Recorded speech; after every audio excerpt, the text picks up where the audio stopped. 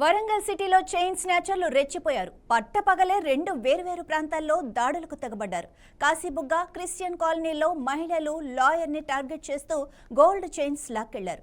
గంటల వ్యవధిలో జరిగిన ఈ ఘటనలతో నగర ప్రజలు తీవ్ర భయాందోళనలో ఉన్నారు. ఒకే ముఠ ఈ దారుణాలకు పాల్పడినట్లుగా పోలీసులు అనుమానిస్తున్నారు. ఇక ఫస్ట్ ఇన్సిడెంట్ కాశీబుగ్గ సొసైటీ కాలనీలో జరిగింది. దీపశ్రీ అనే మహిళ ఇంటి బయట తన పిల్లలకు భోజనం పెడుతుండగా పల్సర్ బైక్ పై వచ్చిన ముగ్గురు దుండగులు ఆమె మెడలోని చైన్ లాక్కెళ్లారు. బాధితురాలు తేరుకునే లోపే వారు అక్కడి నుంచి పరారయ్యారు. ఆ తర్వాత క్రిస్టియన్ కాలనీలో అడ్వకేట్ మైదం వివేక్ ను లక్ష్యం చేసుకున్నారు. ఇంటి ముందు ఫోన్లో మాట్లాడుతున్న ఆయన మెడలోని 2 తులాల బంగారు గొలుసును లాక్కెళ్లారు. అడ్డుకునే ప్రయత్నంలో వివేక్ కింద పడటంతో గాయాల పాలయ్యారు. స్థానికులు వెంటనే అతన్ని హాస్పిటల్కి తరలించారు. ఇక ఈ వరుస ఘటనలపై పోలీస్ యంత్రాంగం మొత్తం కూడా అప్రమత్తమైంది. సంఘటనా స్థలాల్లోని సీసీటీవీ ఫుటేజ్ ను స్వాధీనం చేసుకుని నిందితుల కోసం గాలిస్తూ వస్తున్నారు. ఇక వరంగల్ సిటీలో రాత్రి పెట్రోలింగ్ ను పెంచామని, అనుమానితులపై నిఘా ఉంచామని అధికారులు చెబుతున్నారు. ఇక మహిళలు, వృద్ధులు చాలా అప్రమత్తంగా ఉండాలని కూడా సూచిస్తున్నారు. నగరంలో భద్రతను మరింత కట్టుదిట్టం చేయాలని కూడా స్థానికులు కోరుకుంటున్నారు.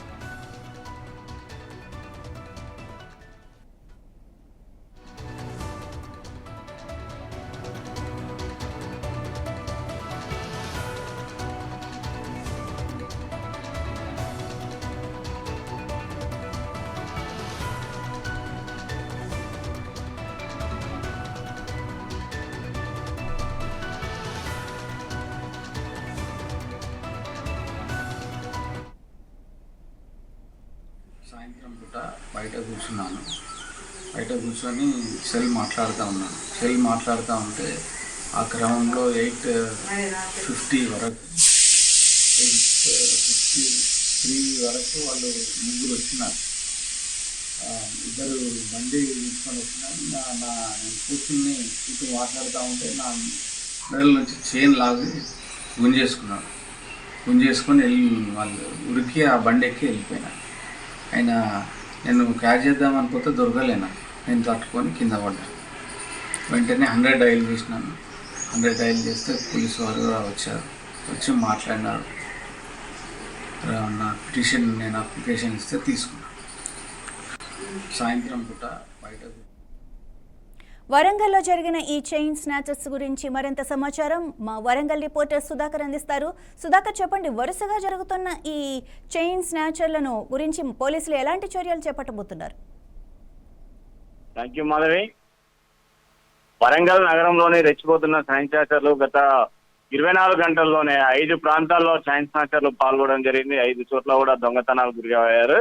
ముఖ్యంగా చూస్తే వీరు ఒంటరి మహిళలను, వృద్ధులను వాళ్ళు ఎంచుకోవడం జరుగుతుంది. వారు ఎందుకంటే ఒంటరి మహిళలు ఆ ప్రాంతంలో ఎవరు లేని కాడ, నిర్మాషమైన ప్రాంతాల్లో ఉండే కాడ, మరియు వృద్ధులు ఎవరైతే ముసలి వాళ్ళు ఉంటారో వాళ్ళనే ఎంచుకొని వాళ్ళ మెడల్లో, ఎందుకంటే ఇప్పుడు బంగారం రేట్ చూస్తే 1,50,000 నుంచి 2 లక్షల మధ్యలో బంగారం రేట్ ఉంటుంది. కాబట్టి ఈజీగా ఎవరి మెడలో అయినా కూడా సుమారు 2 నుంచి 3 తులాలు 4 తులాల వరకు ఈ యొక్క బంగారు చైన్లు వేసుకొని ఉండడంతో పాటు ఈ యొక్క చైన్ స్నాచర్లకు తెగబడిపోతున్నారు.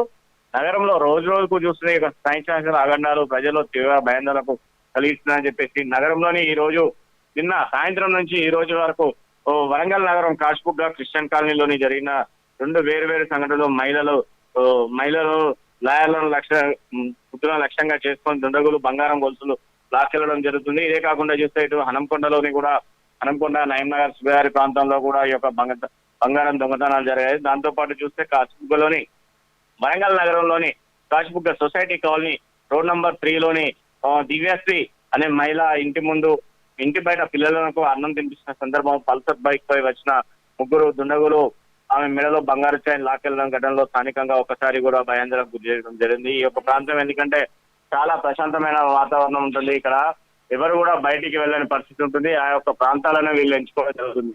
కానీ స్థానికులు కూడా సుధాకర్, ఈ నిందితుల్లో ఎవరైనా దొరికారా? మరి పోలీసులు ఏమంటున్నారు? ఎలాంటి చర్యలు తీసుకుంటున్నారు?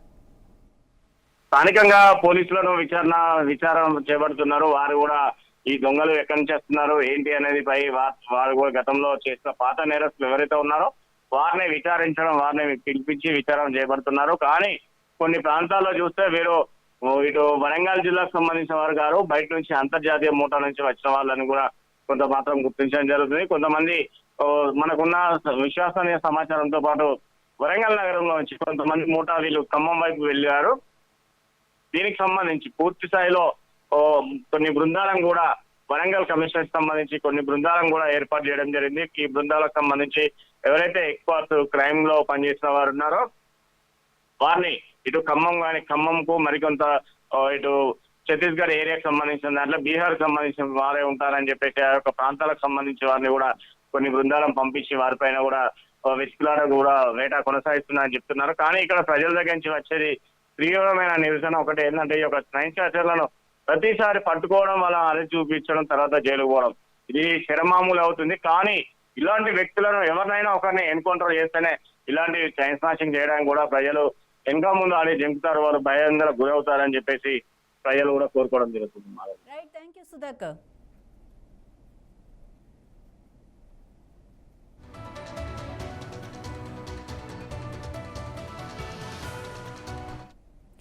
రైట్, ఒకే రోజు 3 ప్రాంతాల్లో వరుసగా ఈ చోరీలు జరగడంతో నిఘా పెట్టామని అయితే అధికారులు చెబుతున్నారు. మరి మహిళలు, వృద్ధులు అప్రమత్తంగా ఉండాలని కూడా సూచిస్తున్నారు.